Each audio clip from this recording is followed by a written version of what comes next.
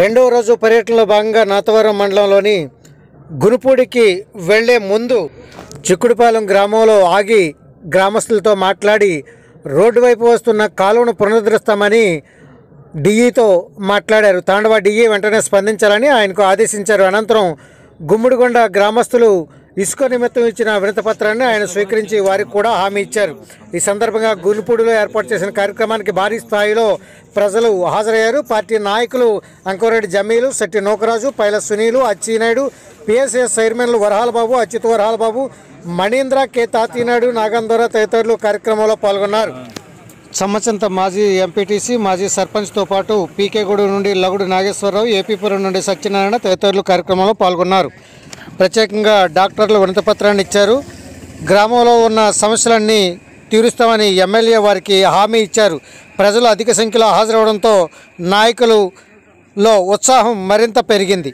సందర్భంగా గునుపూడి మాజీ ఎంపీటీసీ సభను ఉద్దేశించి మాట్లాడుతూ సుమారుగా మా లెక్క ప్రకారం అంటే పేరు టు పేరు చెప్పాలంటే మరి అలా చెప్పమని చెప్తాను, లేదంటే 2,000 మీటర్ల వరకు సీసీ రోడ్లు అవసరం సార్. డ్రైన్స్ అయితే పూర్తిగా లేవంటే రోడ్లు అయితే వేసారు, డ్రైన్స్ పూర్తిగా కొద్ది కష్టంగా. తర్వాత మంచినీళ్ళకి కొద్దిగా అక్కడ ఒక బోరు అవసరం సార్, మంచినీళ్ళ బోరు. వైఎస్ఆర్ కాలనీ అండి, ఊరు పెద్ద సార్, రోడ్లు వేసి ఉన్నాయి. అయ్యగారు ఏదో రకం మన పథకాన్ని కూడా ఇచ్చారని సంగతి మరి ఈ సందర్భంగా తెలియపరుస్తాను. ఏ పార్టీ అయినా సరే మనం న్యాయం చేయాలని అనుకున్నారో అదే విధంగా వారి ద్వారా మేము కానీ పార్టీ నాయకులు కానీ అందరం కూడా సిద్ధంగా ఉన్నాం. దయచేసి గ్రామంలో మీరందరూ కూడా మరి మీ అందరి ఆశీస్సులతో మరి ప్రభుత్వం వచ్చింది కనుక మీకు ఏ అవసరమైనా సరే ఇక్కడ మా గ్రామ నాయకులు ఉన్నారు, అలా వాలంటీర్స్ ఉన్నారు, సచివాలయ ఉద్యోగులు ఉన్నారు. మీకు ఏ అవసరమైనా సరే వాళ్ళ దగ్గరికి వెళ్ళండి. ఎట్టి బస్సులు కూడా మేము పార్టీలు చూడకుండా అందరికీ న్యాయం చేస్తామని చెప్పి సందర్భంగా తెలియపరుస్తూ హాస్పిటల్కి సంబంధించి ఇలా రోడ్లు కావాలని చెప్పి అన్నారు. అదే బస్సు సౌకర్యం కూడా మొన్న వేసాం, మళ్ళీ మొన్న ఆపించుకున్న ఇవన్నీ కూడా మేము మరి ఎట్టి బస్సులు కూడా మేము చేస్తామని చెప్పి సందర్భంగా తెలియపరుస్తూ దయచేసి మిమ్మల్ని అందరినీ ఒకటే కోరుతున్నాను.